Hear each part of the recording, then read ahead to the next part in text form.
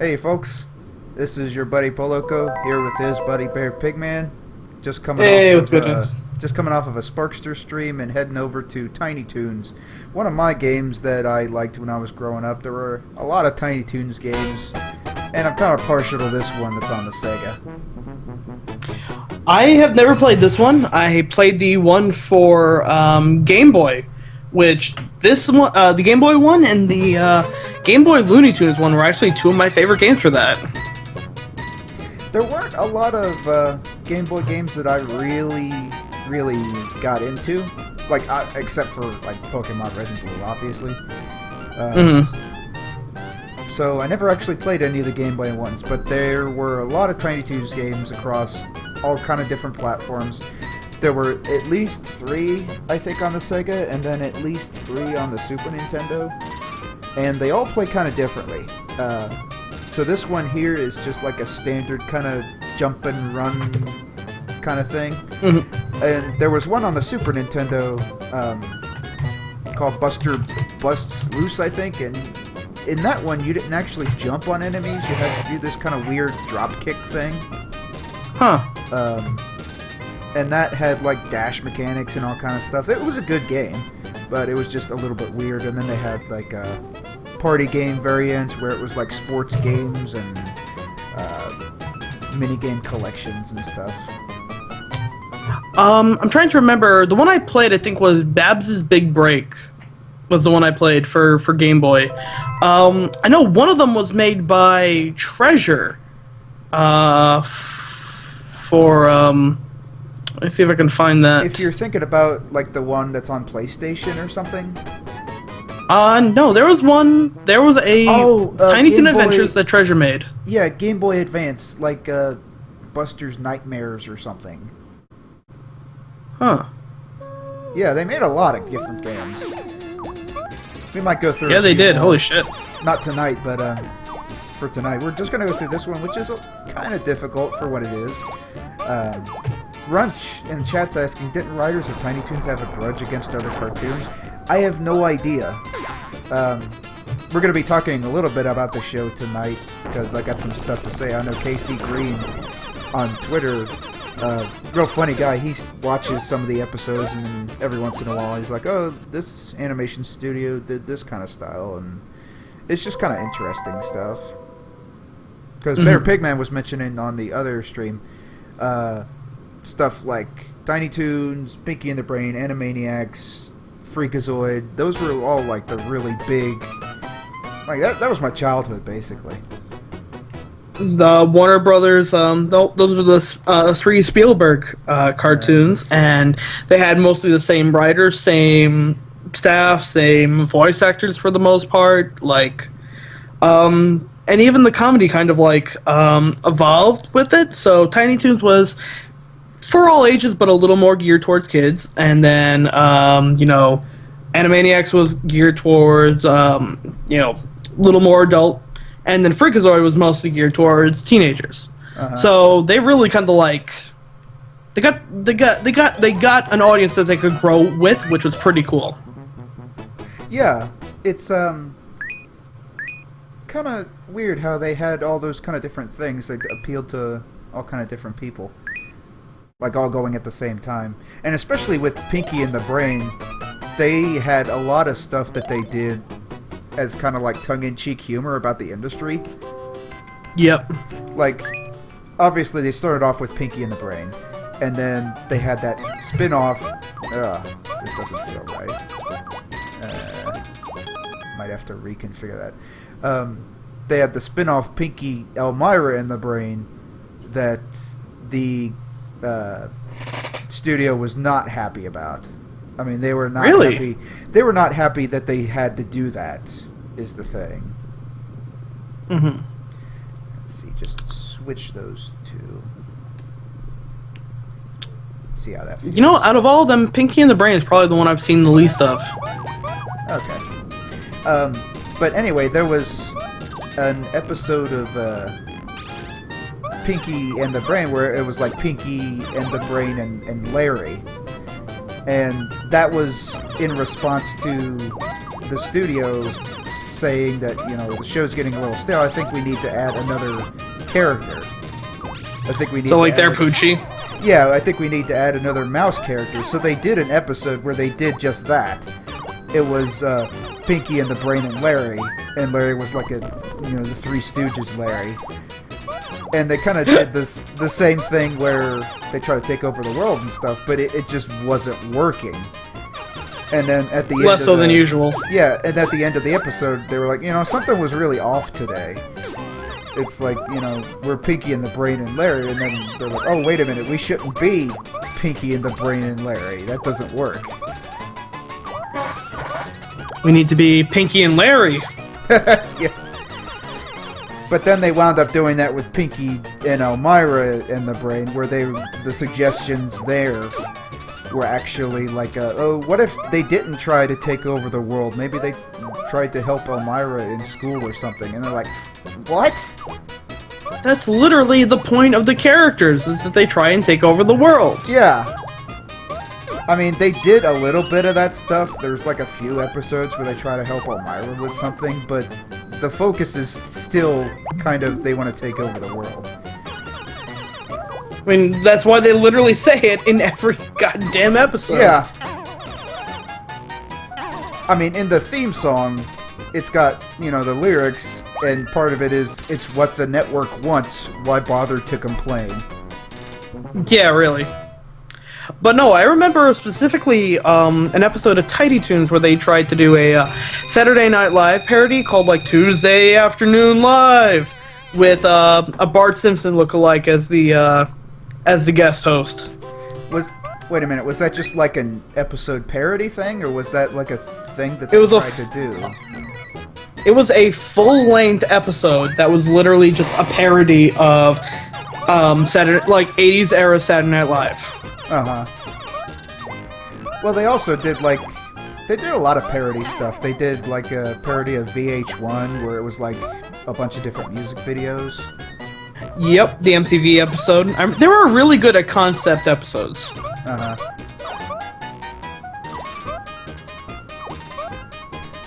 Filler Track asks, what the hell is this? This is, Tiny Toon Adventures Buster's Hidden Treasure. Nice It's a Konami game, Yep. just like the one just like the one I played. Well, I don't want to say that, because Sparks Well, was pretty damn cool. it's a Konami game. It's a Konami game. It's a run and jump 'em up. That's okay, filler. I'm two big ass mugs in myself. Yeah, Filler had a little bit of stuff. Had a little bit to drink. If Filler has anything to drink, he'll wet the bed. Oh yeah. Here's that. You can trip over litter. It's only in this stage. I don't know why that is. So is that where Sakurai got the inspiration for tripping in Smash? Yeah. He played Buster's Hidden Treasure and said, damn it, that's it. Oh yeah, I need to show off the helpers. So, aside from like the standard run and jump stuff in this game, you've got your health ups and that kind of normal stuff. You've also got the little helper icons. And you can see here, it's got a little map screen. On these two, Go-Go Dodo's still stomping his foot, and on the first one he's not. If he's still moving, that means that there's an alternate exit in the stage. Huh. Uh-huh. So, I forget where that is. So, Let's see if I can find it. So it's kind of like the red dots in Super Mario World? Exactly. Nice. And you've got your wall jumps. Oh, cool. Yeah.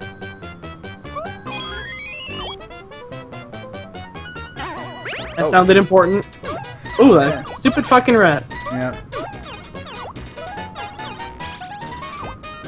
These are all, of course, the students from the rival university Perfecto Prep. I love that Montana Max is just Yosemite Sam, but an asshole and rich. Yeah, like all of Yosemite Sam's, like he was an asshole because he wanted to be rich, but Montana Max is rich already and he's just an asshole.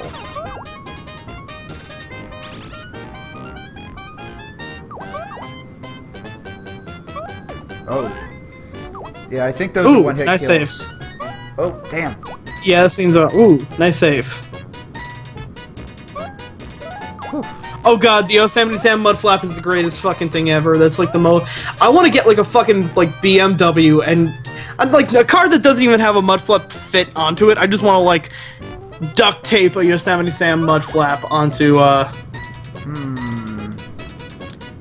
Having a little trouble. Do you think it might be a spot where helpers might come in handy? No, you're supposed to be able to crawl. Hmm. Let's see. Joy pads.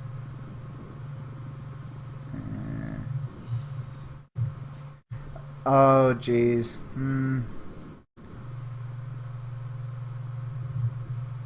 I think we might have to temporarily reassign buttons here. Actually, let's put it to the digital and see if that helps. Okay.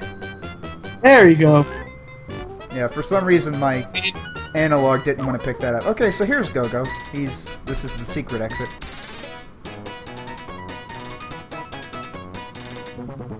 I mean, considering that Konami like licensed so many games that ended up being not all that great, this is a pretty damn good one. Actually, like, most Konami licensed games are not that bad. Some of them are even pretty good.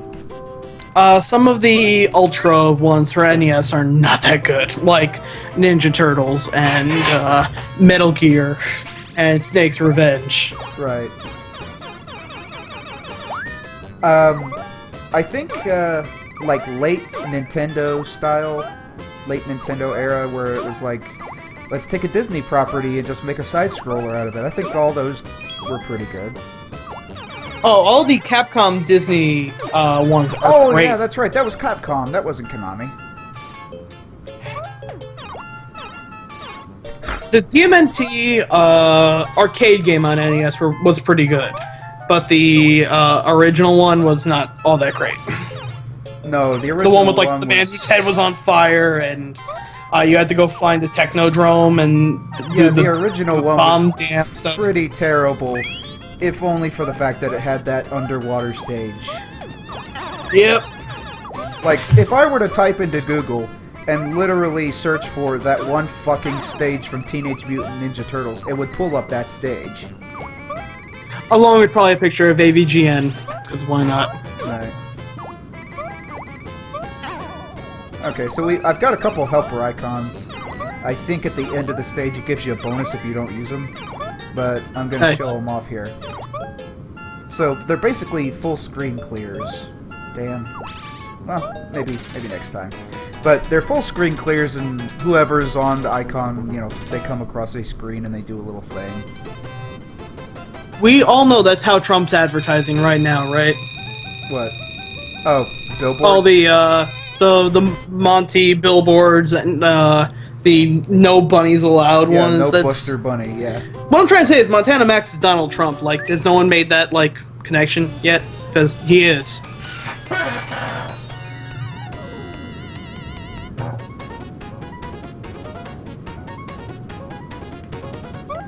So every boss fight is you versus one of your friends who's got a hypnotism helmet on. So the idea is that you're not supposed to jump on your friends' heads, you're supposed to jump on Dr. Gene Splicer's head because he's got the control. If you jump on your friend's head, does it, like, take health away from you? Or? It takes health away from you because the helmet has spikes on it. So not really. That's a really dumb idea on their part.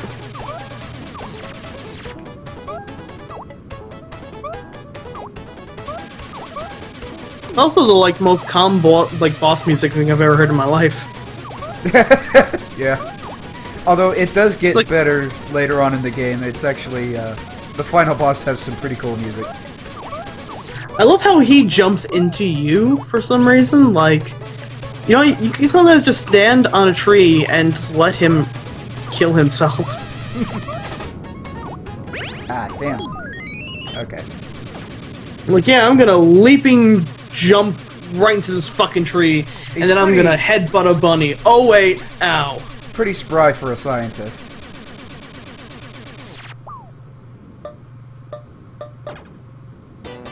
That's a fucking torture device. I like how the translation, it came out, Buster Bunny's very proper with everybody. Like, he always calls them by their full name. Hey, Dizzy Devil. You know, in case the kids forgot. Trademark. Taz is popular for some reason, so, you better be doing shit, you better sell. Do you remember back in the 90s when, like, Taz was the coolest thing ever? Oh, you mean like Tasmania, where they named the show after the phenomenon called Tasmania? Yeah. Or, like, there was just Taz everything. He was like this stupid one-shot character, and he just blew up into this phenomenon. He was on, like, t-shirts. I want to get one of those coffee mugs from the 90s that's like, just a picture of Taz on it saying, "Don't mess with me before I have my second cup of coffee." Yeah, he was like the Minions of the 90s. He really fucking was. Oh my god, don't even talk about Tasmania on the Tasmania games. Holy shit. They didn't give a fuck and it showed. Like, they were really early in the Genesis life cycle, but even then they were pretty bad. Except for, like, I kinda have a soft spot for the one that was on Super Nintendo, where it was like you were Taz running down a road and you had to, like, eat kiwis. Oh god, I know what you're talking about. It was like not the one where they launched Taz in space for some reason. No, that was the Sega. This is one, it's like kind of Mario Kart, you're running down the road trying to avoid obstacles and eat these little kiwi birds. Yeah, it was like the F-Zero. Yeah, F-Zero, but with Taz. That's exactly what it was. Yeah. You would think they would save that for, like, Roadrunner or something.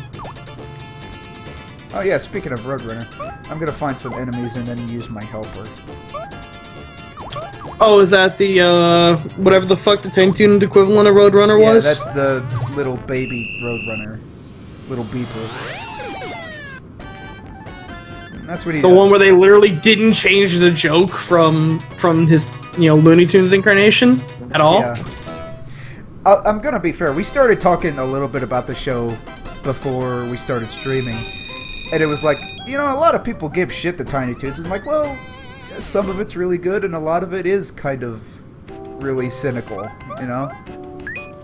Yeah. Like, for one, it's, I think it has, like, a record for most different animation studios, and, like, wildly different animation studios. Yeah. They've got, I think it was at least 6 animation studios that they used to go through. And all of them have these wildly different styles. And some of them are really good, and some of them are really bad. I think the one that everybody really likes is the Tokyo Movie Shinsha version. Oh, yeah, I love that one. Which is, they do a lot of the really high quality Animaniacs episodes, and they did like a couple episodes of the Adventures of Sonic the Hedgehog. Yep. And then they have like the middling ones, like freelance animators and Star Toons, I guess you could say is okay. And then you've got like the bottom of the barrel, which is like Wang Studios and Kennedy Cartoons. And Kennedy Cartoons, if you've ever seen like a pup named Scooby-Doo. Holy fucking shit. Yeah. I think I'm the only human being who actually liked that show. Yeah, you probably are. I'm not. Like, I didn't realize it until I was fucking grown, until I like grew up, and I'm like, oh my god, they literally, it's all the annoying parts of Scrappy-Doo with, you know, like. I mean, Kennedy Cartoons, yeah. My thing with them is they always have these kind of quirks in their animation. Oh, shit. Woof. Woof. Ooh. They always have, like, the characters do these little woo mouths with their lips hanging out for their jaw. They always have them, like, bouncing and floating around and shuffling and pointing in the air. Mm. If you like the pup named Scooby-Doo, you know the, like, dance scene that they had in every episode. I'm literally thinking of like the almost Charlie Brown-like dance, but bouncier and Imagine that, but in across a full-length episode of Tiny Toons. Where they're just flying and floating and shuffling and bouncing around.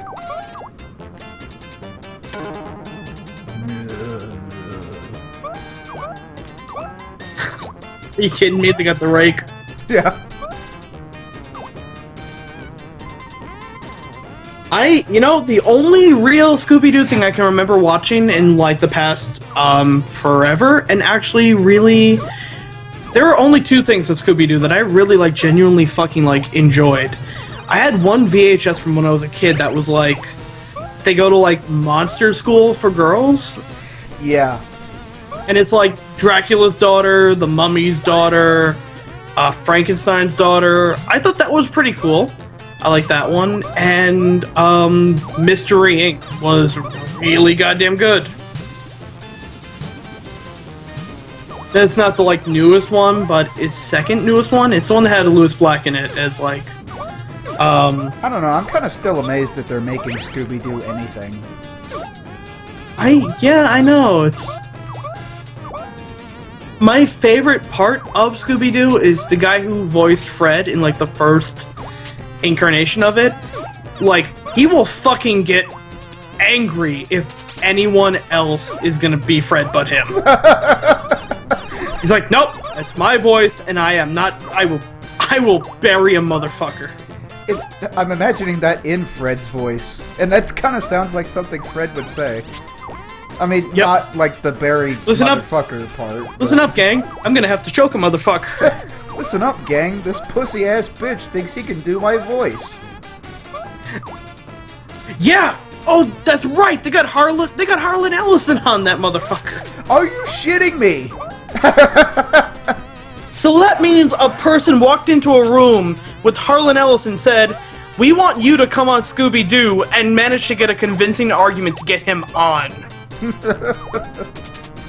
Like, isn't he, like, notoriously, like, disagreeable or something? With everything? Yeah, he's kind of an asshole, but he's great! Oh, no argument there. The only thing he's ever, like, it's easy to agree to get him to do is to do audiobooks for his own work. Right. And isn't he into, like, wiretapping conspiracies and shit? Oh, he's wackadoo. You could say he's Looney Tunes. He is a literal fucking Looney Tune character come to life, though. He's Conspiracy, the fucking person. Yeah, and Runch brings up in chat that apparently Parappa the Rapper's voice actor is fucking nuts. So... Really? That's kind of depressing. He's rapping bad. Yeah, you rapping awful. But apparently there were like these fans that contacted him to do some like guest voice work or something. And he's like, well, okay, contractual obligations, you know, blah, blah, blah. I'll do it for $100. And they go, well, okay, I mean, this is just a little side gig, but we'll pay you $100, I guess. Which, at that point, it's like, you know, you don't just ask somebody to do voice work. You pay them something, you know. Yeah. But, then they pay him, and he never does the voice work. And time goes on, and it becomes clear that he's not going to do the voice work, but he refuses to pay them back. So then it becomes this thing, it's like, well, the Parappa the Rapper guy ripped me off. So in the rain or in the snow, I got the funky flow, yeah. But now I've stolen all your dough. But, yeah, you gotta believe this guy's an asshole. But, after that, he does this shit, like he starts Facebook stalking them and sending these weird threatening emails and shit. What the fuck? Yeah, like death threats and stuff. Hold on, holy shit.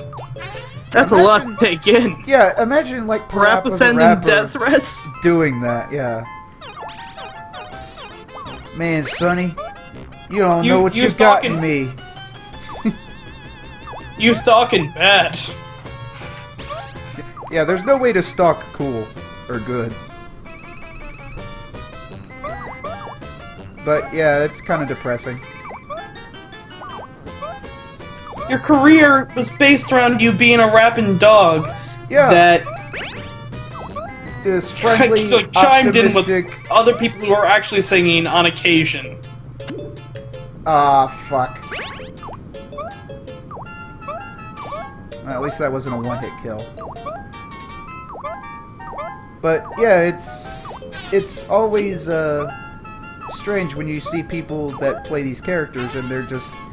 I know they don't have, like, they're actual people. They don't have to be like the characters, but they're just the total opposite of, you know what I mean? Well, I think it's pretty great. Ron's bringing it up in chat here that John J. Dick, Serious Sam's voice actor, is pretty cool, and that makes two voice actors like Duke Nukem's voice actor is one of the nicest people out there. Blow it out your ass. Yeah, he's a fucking real nice guy, goes to conventions all the time, does a ton of, like, if you want to leave a voicemail or something for you, he'll do it, like, he'll do fucking, he won't stop until everyone who goes see him, like, online gets their autograph and shit. Uh-huh. Which is John St. really John's the weird. fucking man. Really weird coming from that game series. He also does the voice of Big the Cat. Yeah, and that's really funny too. When people do voice acting for characters that are just complete opposite ends of the spectrum. Blow it out your ass, Froggy. Have you seen my little Froggy? He's got balls of steel. Balls. Oh, fuck. Nah. Ah. I think I'm just gonna go right, see what happens. Nah, I hit it dead end, that's what happened. Yeah, John St. John got a motion to work for Trump, and he denied it. Yeah, we're not gonna talk about Trump tonight. How the fuck is it always like this? Is like it's gotten to the point where it's not even funny. We don't plan on streaming on nights when like a fucking presidential debate happens, but we've done it now for every single debate. Yeah. And because everybody wants to see Captain Disaster and what kind of outrageous thing he can say next. You know? Last time we streamed, literally nobody came. Because it was a Democratic debate. That's what we tell ourselves. That's the lie that helps us sleep at night.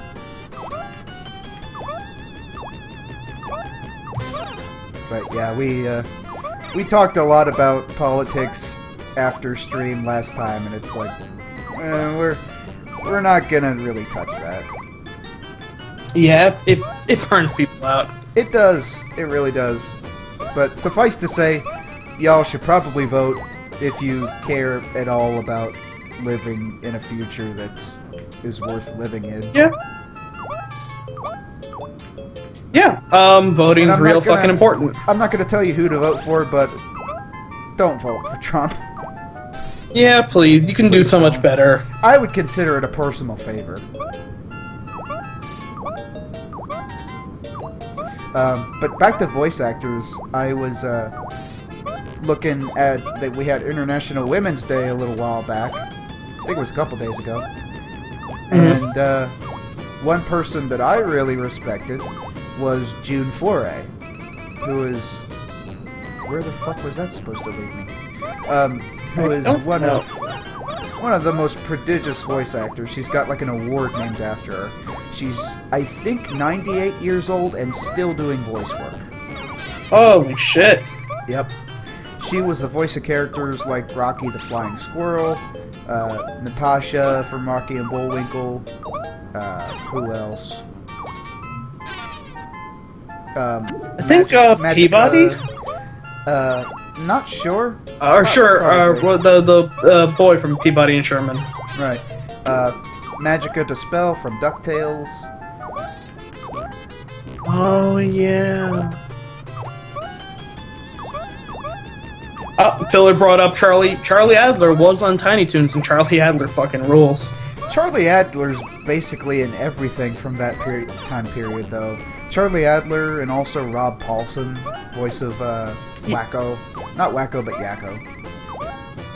Because their voices are so good. Charlie Adler plays like the best, like, angry person ever.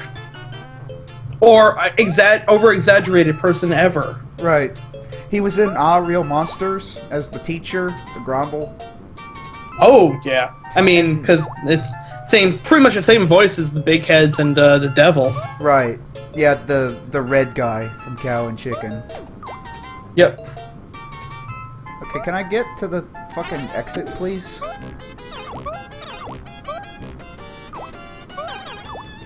Yeah, this is, like, the game's not bad, Okay, but this part is finally, holy shit. God damn. That's the only, like, well, I don't want to say the only, but there's maybe a couple maze stages in the game. But Rob Paulson and Charlie Adler, really, really good voice actors.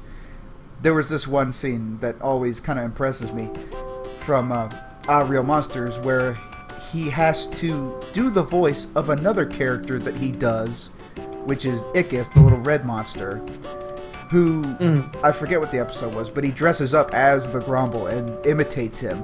So he's doing the voice of a character he does, imitating the voice of another character that he does. And that's pretty impressive. It's kind of like one of my favorite moments from Saturday Night Live, where they had Jim Carrey on the Joe Pesci show skit on Saturday Night Live, and they had Jim Carrey impersonating Jimmy Stewart, and then they had Mark McKinney, from the guy from Kids in the Hall, come out and do a Jim Carrey impression. And then they had Mark McKinney impersonating Jim Carrey impersonating Jimmy Stewart, and then they had, which led into Jim Carrey impersonating Jimmy Stewart impersonating Jim Carrey. It's like... Which is beautiful. If you can pull it off, it's something really impressive. But it's really easy to mess up, too. Oh, he nailed it.